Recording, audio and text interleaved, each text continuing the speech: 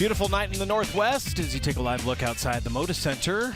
No rain in sight, at least for today, as November 3rd kind of comes up on the calendar. Welcome back to Courtside, everyone. Adam and Michael with you. And we are pleased at this time to have Blazers assistant coach Dale Osbourne joining us from Salt Lake City. Coach, what does one do on an off night in Salt Lake?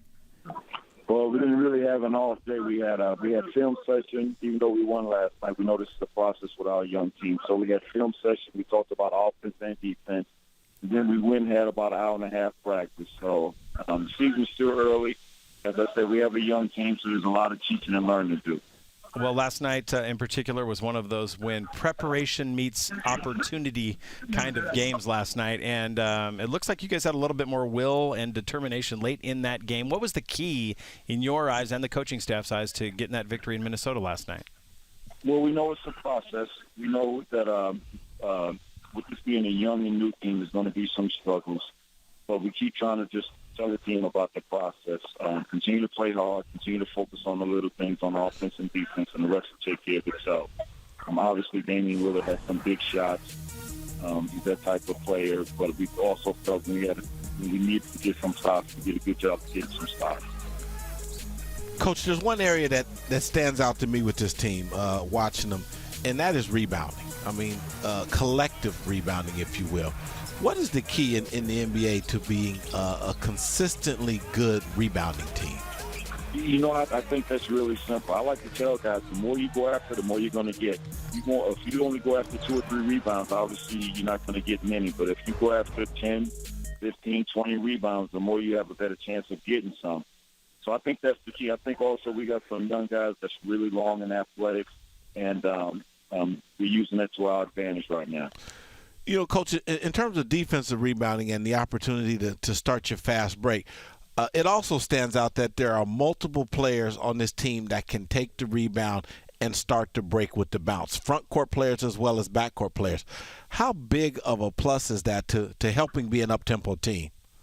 Well, I think you have to give Coach Stotts a lot of credit for that. He always empowers our players to play free on offense.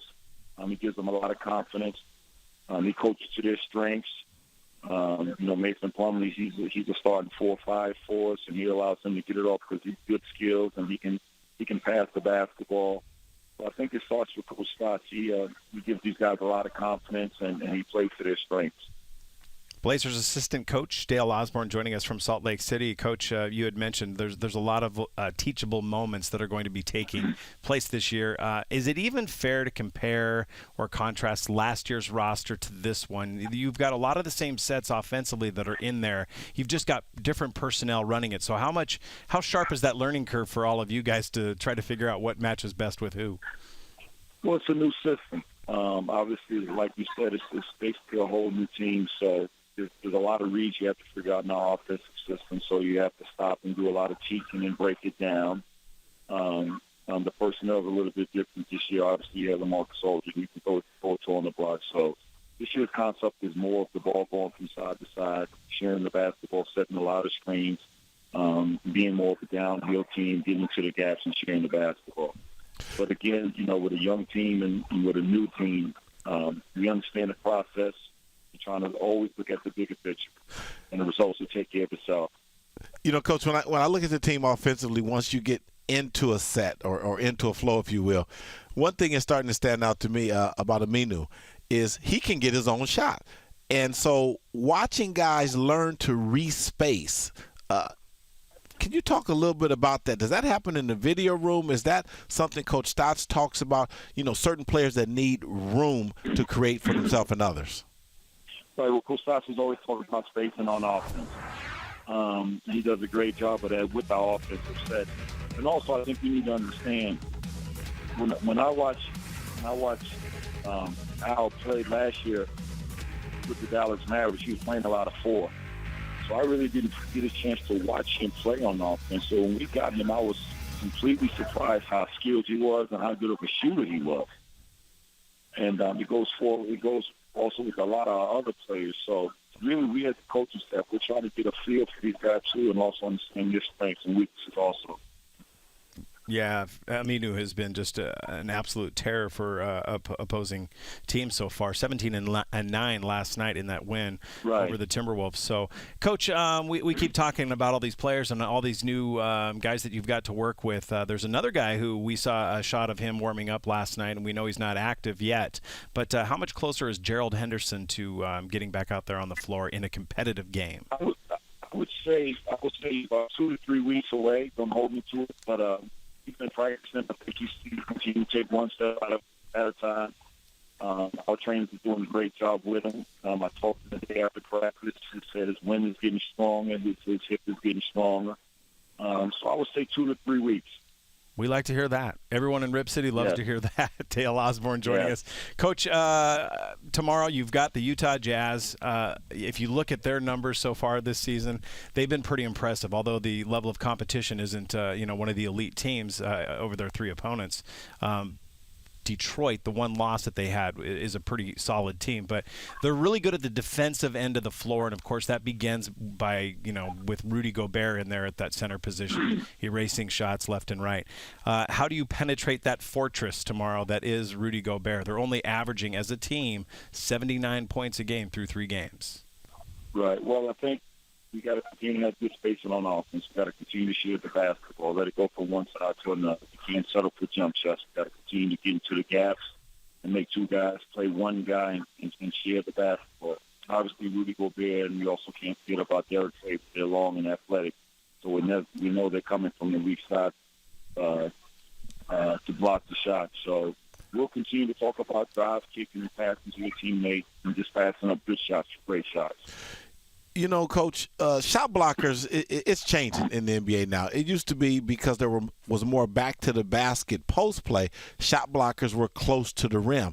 Now, I mean, they're always out on the floor, whether they're having to defend in pick and rolls or whether they're having to guard somebody like a Myers Leonard. Is that allowing the lane to be more open more often? Yeah, and again, it goes back to space. And obviously, if you got a forward like Myers that can space the floor, obviously that helps your offense. So that's one thing that we'll continue to look at. We know Rudy's going to have to come out there, so we'll run some pick and rolls, and hopefully that'll open it up more for us. You got Dame playing off the ball, Coach, quite a bit. When you've got CJ as the primary ball handler out there, do you need to have, between those two guys in the backcourt with Dame and CJ, do you need to have an established third scorer out there? Is that guy Aminu? Could it be a Plumlee? Could it be Myers when he gets his game coming back around? Well, the season is still early. Obviously, Damian and CJ are very skilled basketball players, and scoring's come easy for those guys. And they're also in the process of getting a feel for their teammates and getting the knack for their teammates. So, again, we try to tell them through film and through practice to look at all the reads and all the angles and how we can keep everybody involved. Because obviously, it's a team game on offense and defense, and Coach Stotts is always preaching about team.